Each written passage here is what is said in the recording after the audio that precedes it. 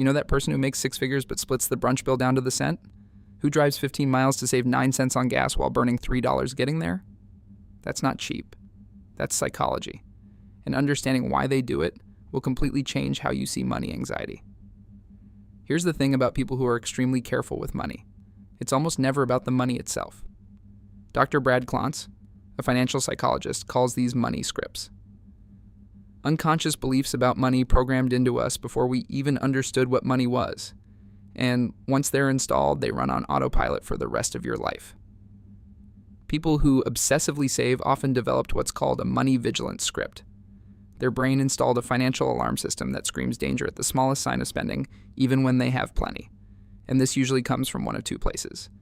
Either they grew up watching their parents stress over money in ways that left permanent marks, or they went through their own financial trauma. Bankruptcy. Watching a family business collapse. Losing everything once. So their brain files it under never again in permanent marker and builds a surveillance system to make sure it doesn't happen twice.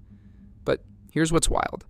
Some of the most penny-conscious people you'll ever meet grew up with money.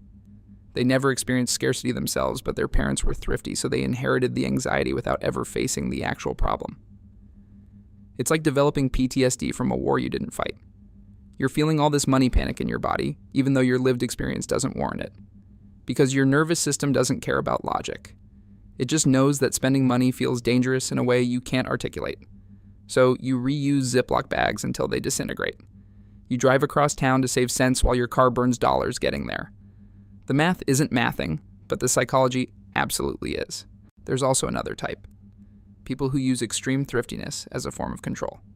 Dr. Sarah Newcomb studies financial behaviors and found that when people feel like their lives are spinning out of control, they grab onto the one thing they can control with both hands and squeeze until their knuckles turn white.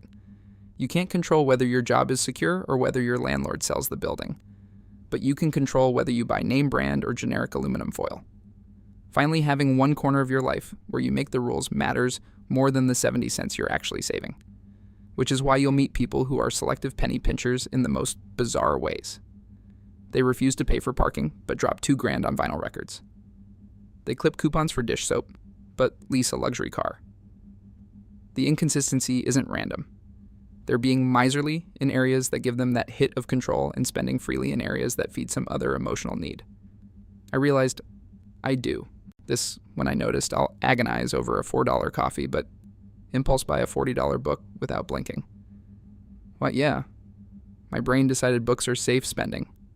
And coffee is wasteful, and no amount of logic changes that script. But here's what really gets me. People who obsessively save are doing it because they want to feel secure. That's the whole point. Except the irony is that extreme financial restraint creates the opposite of security. You're so worried about potential future problems that you can't enjoy your present life, which means you're living in perpetual scarcity even when scarcity isn't the issue anymore. Your bank account says one thing. Your nervous system believes another. And there's a social cost nobody talks about. When you're the person who never wants to go out because everything costs money or you visibly stress at every happy hour. Like it's a hostage situation, people eventually stop inviting you. Then you get lonely. Loneliness makes you more anxious. So, you grip your money tighter, and you end up in this feedback loop where your brain thinks it's protecting you from danger that barely exists. The psychology of this behavior comes down to one thing. It's never about the money. It's about control. Security. Anxiety management. Inherited trauma. Or some mix of all that calcified into patterns that made sense once but don't serve you anymore. And the tricky part? Thriftiness gets socially rewarded. So careful spenders rarely get feedback that maybe they should examine why they're behaving this way. Here's the hard truth. Both extreme saving and extreme spending are two sides of the same coin. Both are attempts to cope with anxiety through money. The spender seeks emotional fulfillment through purchases. The saver builds a castle of security to protect from unnamed disasters. Different approach, same underlying issue.